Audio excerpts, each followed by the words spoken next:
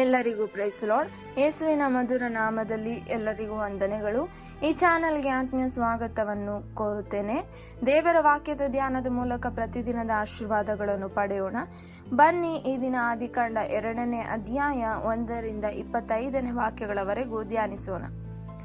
ಹೀಗೆ ಭೂಮಿ ಆಕಾಶಗಳು ಅವುಗಳಲ್ಲಿರುವ ಸಮಸ್ತವು ನಿರ್ಮಿತವಾದವು. ದೇವರು ತನ್ನ ಸೃಷ್ಟಿ ಕಾರ್ಯವನ್ನು ಮುಗಿಸಿಬಿಟ್ಟು 7ನೆಯ ದಿನದಲ್ಲಿ ವಿಶ್ರಮಿಸಿಕೊಂಡನು.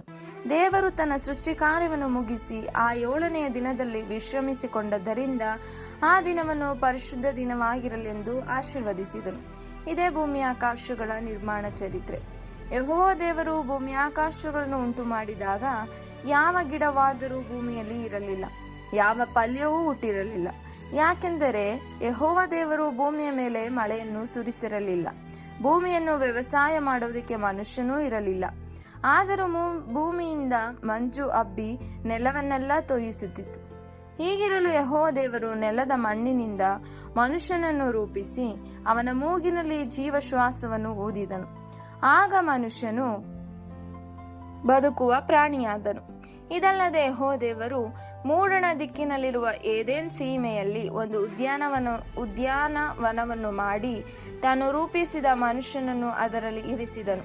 ಮತ್ತು ಯೆಹೋವ ದೇವರು ನೋಟಕ್ಕೆ ರಮ್ಯವಾಗಿಯೂ ಊಟಕ್ಕೆ ಅನುಕೂಲವಾಗಿಯೂ ಇರುವ ಎಲ್ಲಾ ತರದ ಮರಗಳನ್ನು ಆ ಭೂಮಿಯಲ್ಲಿ ಬೆಳೆಯ ಮಾಡಿದನು.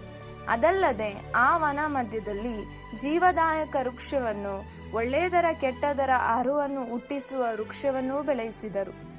ಏದೆನ್ ಸೀಮೆಯಲ್ಲಿ ಒಂದು ನದಿ ಹುಟ್ಟಿ ಆ ವನವನ್ನು ತೋಯಿಸುತ್ತಿತ್ತು.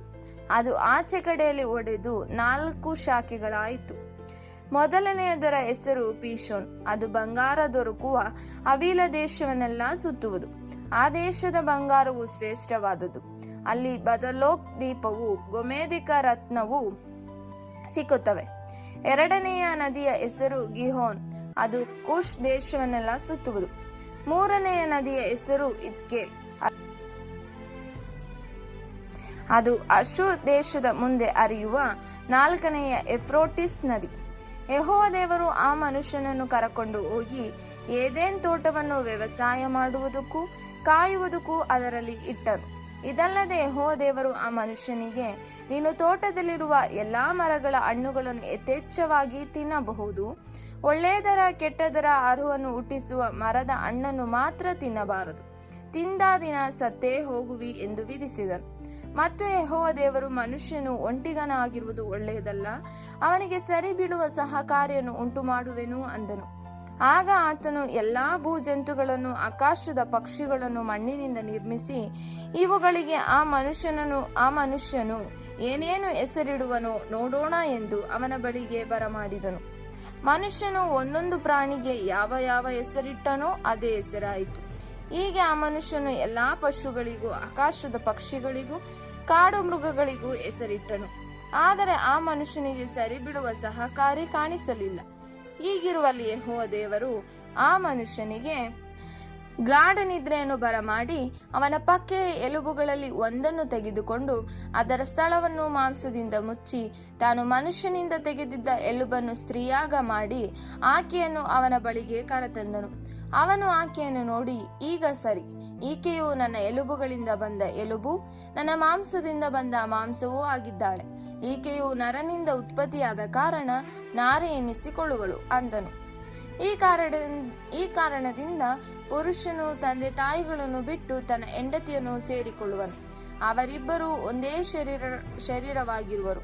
ಆ ಸ್ತ್ರೀ ಪುರುಷರಿಬ್ಬರು ಬೆತ್ತಲೆಯಾಗಿದ್ದರೂ ನಾಚಿಕೊಳ್ಳಲಿಲ್ಲ. ಆಮೇನ್. ಎಲ್ಲರಿಗೂ ಪ್ರೈಸ್ ಲಾರ್ಡ್.